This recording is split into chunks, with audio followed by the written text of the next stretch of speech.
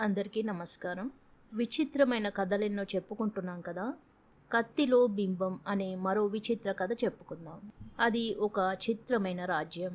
ఆ రాజ్యంలో ఒక్క చిన్న అద్దం పెంకు కూడా కనిపించదు. ఏమంటే ఆ రాజ్యాన్ని ఏలేటువంటి మహారాణి ఆజ్ఞ ప్రకారం అద్దాలన్నీ ముక్కలు ముక్కలు చేసి పారవేశారు. అందుచేత చూద్దామంటే మచ్చుకైనా ఎవ్వళ్ళ దగ్గర చిన్న అద్దం ముక్క కూడా కనిపించదు. ఒకవేళ ఏ కారణం చేతనైనా అలా ఎవ్వళ్ళ వద్దనైనా కనిపించిందో వాళ్లకు మరణశిక్షే. ఇది రాణి చేసిన శాసనం. అయితే ఈ వింత శాసనానికి తగిన కారణం లేకపోలేదు. ఆ రాజ్యం ఏలేటటువంటి రాణి ఒక కురూపి. అంతటి అసహ్యకరమైన రూపం గల స్త్రీ ఆ రాజ్యంలో లేనే లేదు. ఈ సంగతి రాణికి తెలుసు. తెలియబట్టే తన ప్రతిబింబం రాజ్యంలో ఎక్కడా ఎవ్వళ్లకు కలలోనైనా కనిపించకూడదు అని నిశ్చయించుకున్నది. ఇంతకంటే ఆమె నిశ్చయించుకున్న ముఖ్య విషయం మరొకటి ఉన్నది. తన రాజ్యంలో అందగత్తెలు తమ అందం తాము కానీ ఇతరులు కానీ తెలుసుకోకుండా చెయ్యాలి. ఏమీ తనకు లేని అందం ఇతరులకు ఉండకూడదని ఆమె ఉద్దేశం. అందుకనే ఆమె అద్దం ఉపయోగించడాన్ని నిషేధిస్తూ ఉత్తర్వు జారీ చేసింది. ఇప్పుడు ఈ శాసనం వల్ల ఎంతటి అందగత్తెలైనా తమ సోయగం తిలకించడానికి కానీ చిరునవ్వు పరికించడానికి కానీ పువ్వులు తురుముకొని అద్దంలో అందం చూసుకోవడానికి కానీ సావకాశం లేకపాయే. ఎంత అందం ఉంటేనే ఆ అందం చూసుకునే అదృష్టం లేకపోయాక అద్దం మాటకే చివరకు నీళ్ళల్లోనైనా ఏ స్త్రీ కూడా ప్రతిబింబం చూసుకోవడానికి వీలు లేదట. ఇందుకే వీలైనంత వరకు రాజ్యంలోని కాలువలు, చెరువులు, మడుగులు అన్నిటిపైన రాతి చెప్ట చేయించేశారు. ఇక నూతులలో ప్రతిబింబం చూసుకుందామా అంటే ఇక గత్యంతరమేమిటి? అవి చెప్పలేని లోతు. పోతే ఇక గత్యంతరమేమిటి? ఆ రాజ్యంలోనే రాజనగరుకు సమీపంలో దమయంతి అనే ఒక యువతి ఉండేది. దమయంతి అందాల రాణి. ఆమెను వరించినతని పేరు చంద్రం. అతడు ఆమె అందాన్ని ఎంతో చక్కగా వర్ణించేవాడు. అందుచేత అద్దం లేని లోటు కనబడకుండా దమయంతికి మనస్సు తృప్తిగా ఉండేది. కొన్నాళ్లకు వాళ్ళిద్దరూ పెళ్లి చేసుకుందామని నిశ్చయించుకున్నారు. ఈ సంగతి రాణి చెవిన పడింది. రాజ్యంలో కల్లా దమయంతి భలే అందెగత్తె అన్న సంగతి రాణికి ముందే తెలుసు. ఇతరుల సుఖానికి కొంచెమైనా ఓర్వలేని రాణికి ఈ మాట వినగానే తేళ్ళు జెరులు పాకినట్టయింది. పొరుగు పచ్చ సహించలేని రాణికి ఎలా అయినా ఈ పెళ్ళి చెడగొట్టాలని దుర్బుద్ధి పుట్టింది. పెళ్లి ముహూర్తం ఇంకా కొద్ది రోజులుందనగా ఒకనాడు దమయంతి పెరట్లో పచారు చేస్తోంది. ఆమె వద్దకు ఒక అడుక్కునే ముసలిది వచ్చి చూసి కెవ్వుమని కేక వేసి పడిపోయింది. పడిపోతూ, అబ్బా, ఎంత ఘోరం చూడాల్సి వచ్చింది నేను అన్నది. ఏమిటమ్మా, ఏం చూసి జడుసుకున్నావు అని అడిగింది దమయంతి. ఏమిటేమిటి, ఈ లోకంలో కల్లా వికృతమైన దాన్ని చూసా అన్నది వృద్ధురాలు. ఎవరమ్మా ఆ అనాకారి అని మళ్ళీ అడిగింది దమయంతి. ఎవరేమిటి, నువ్వే. నాకు ఇప్పటికీ 90 ఏళ్ళు దాటాయి. నీ వంటి కురూపిని ఎక్కడా చూసి ఎరగను అంది.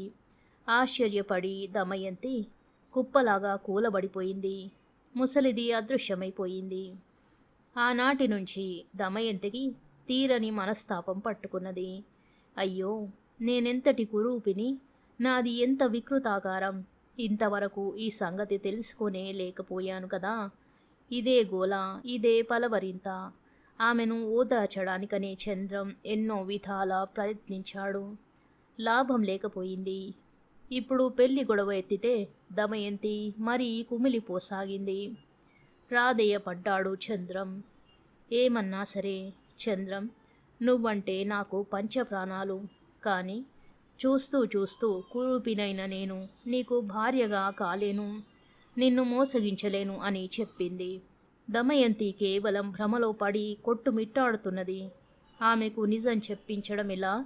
ఈ సమస్యతో చంద్రం అహోరాత్రాలు మదనపడజొచ్చాడు. ఇందుకు ఒకటే మార్గం.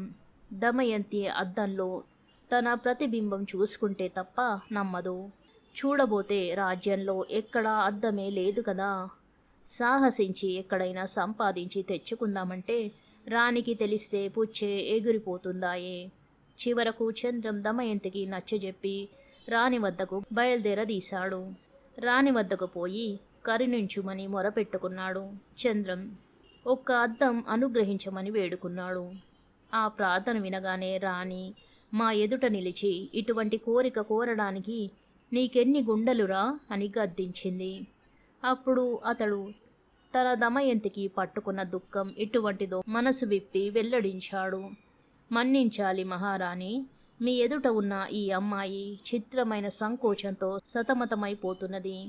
పాపం తను కురూపిని అనుకుంటున్నది అన్నాడు. కాకేమి, ఇంకా సందేహమా అన్నది రాణి హుంకరిస్తూ.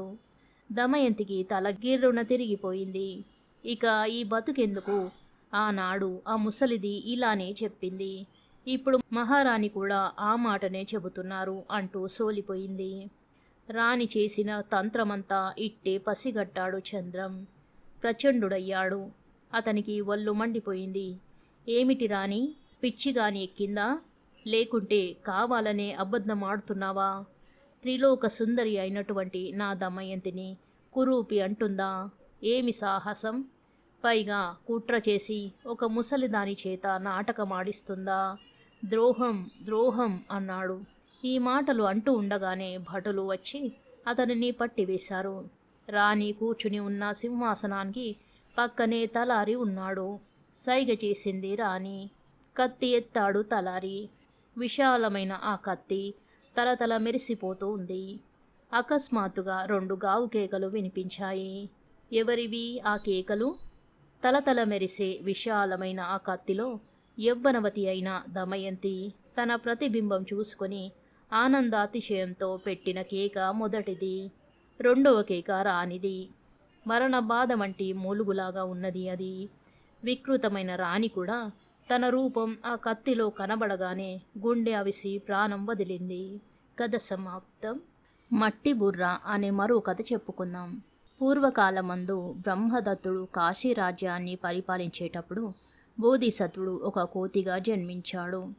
గంగా నది తీరాన ఒక రావి చెట్టు మీద తన ఉనికి ఏర్పరచుకున్నాడు. నది నిండుగా క్రూరమైనటువంటి మోసకారి మొసళ్ళు ప్రవాహ జలంలో విహరిస్తూ ఉండేవి. దుష్టమైన ఇటువంటి మొసళ్ళను గురించి జాగ్రత్తగా ఉండాలని, ఎన్నడూ చెట్టు దిగకూడదని బోధిసత్వుడైన కోతి తక్కిన కోతులన్నిటికీ హెచ్చరిక చేస్తూ ఉండేది. ఒకరోజున నదిలో ఉండే తల్లి మొసలి తన బిడ్డతో, నాయనా, నాకు ఎంతో కాలం నుంచి కోతి గుండె తినాలని ఉన్నది, నా కోరిక తీర్చవా అన్నది.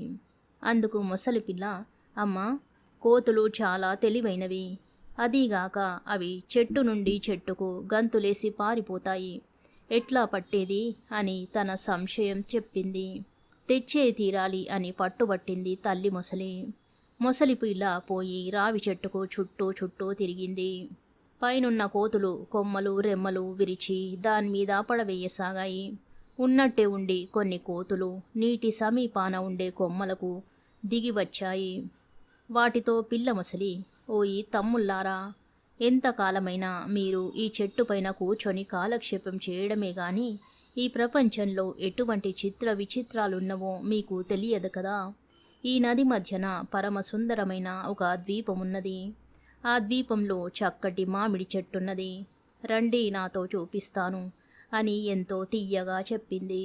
ఈ మాటలు వినేసరికి కోతులకు నోరూరింది. అయితే నేస్తం, మాకు ఈత రాదు, మేము ఎలా రాగలం అని అడిగాయి. అయ్యో, అది ఒక సమస్యేనా? రండి, నా వీపు మీద ఎక్కి కూర్చోండి, మిమ్మల్నందరినీ చిట్టిక సేపట్టులో తీసుకుపోయి ఆ తోటలో దిగబెడతా అన్నది ధీమాగా. సరే మరైతే నన్ను తీసుకెళ్ళు అంటూ ఒక చిన్నారి కోతిపిల్ల తయారయింది. తక్కిన కోతులు వద్దని చెప్పినా అది వినలేదు. మొసలి మోసకారి, జాగ్రత్త అని అవన్నీ ఒకటి పెట్టున ఘోష పెట్టాయి. కానీ కోతిపిల్ల తన ఉత్సాహంలో ఈ మాటలు చెవిన పెట్టలేదు. చెప్పలేని సంతోషంతో ఆ పిల్ల మొసలి నదిలో ఈదుకు పోతున్నది. అలా పోయి గబీమని నీటి లోపలికి మునిగిపోయింది. అప్పుడు కోతిపిల్ల భయంతో మొసలిని అదిమి పట్టుకున్నది. చేతులతోనూ కాళ్ళతోనూ, పైగా ఉక్కిరి బిక్కిరి అయింది. అప్పుడు కోతిపిల్ల పిల్ల మొసలి మళ్ళీ ఒకసారి పైకి వచ్చింది. ఒళ్ళంతా తడిసిపోయిన కోతిపిల్ల కళ్ళు తుడుచుకొని మొసలి మొసలి ఎందుకిలా చేశావు అని అడిగింది. నిన్ను నేను చంపేస్తా, నువ్వు చచ్చేదాకా నిన్ను నీళ్ళల్లో ముంచి ఉంచుతా అన్నది తాపీగా పిల్ల మొసలి. ఎందుకు నన్ను చంపేది? నువ్వు నాకు నేస్తానివని నమ్మి కదా వచ్చాను అని ప్రశ్న వేసింది కోతిపిల్ల అమాయకంగా. ఎందుకేమిటి? మా అమ్మకు ఎన్నాళ్ళ నుంచో కోతి గుండె తినాలని అమిత కోరికగా ఉందట. నిన్ను పట్టుకుపోయి మా అమ్మకు అప్పగిస్తా అని చెప్పింది. ఓయి పిచ్చి అన్నయ్య, ఈ పాటి మాట ఇందాక చెప్పవైతివే. నువ్వు మామిడి పళ్ళ మాట చెప్పగానే నేను ఉన్న పాటున వచ్చేశాను. నా గుండెకాయ ఆ చెట్టు మీదనే ఉండిపాయే అన్నది. ఈ మాటకు ఆ పిల్ల మొసలి కళ్ళు మిటకరిస్తూ బెర్రిగా చూసింది. మరైతే నీ గుండెకాయ నీతో కూడా ఉండదా అని అడిగింది. అబ్బే, శరీరానికల్లా గుండె ముఖ్యమైంది కదా, దానినెప్పుడు చెట్టుకు వేలాడదీసి భద్రంగా కాపాడుకుంటాను. ఎంతో పని ఉంటే గాని పైకి తీసుకురాను అని చెప్పింది. నీకు ముఖ్యంగా నా గుండెకాయ అవసరమే అయితే మనం మళ్ళా చెట్టు దగ్గరికి పోవాలి. కానీ మనం నువ్వు చెప్పిన ద్వీపం దగ్గరకు వచ్చేసినట్టుండే. నన్నక్కడ దిగబెట్టు, ముందు కాసిన్ని మామిడి పళ్ళు తినిపిస్తా అన్నది. అలా కాదు, పళ్ళు తరువాత తిందుగాని ముందు నాకు నీ గుండెకాయ కావాలి. పద చెట్టు దగ్గరికి పోదాం అని తొందర పెడుతూ గబగబా కోతిపిల్లను తీసుకుపోయి చెట్టుకు చేర్చింది పిల్ల మొసలి. కోతిపిల్ల చెంగున చెట్టు మీదికి ఒక్క గంతు వేసింది.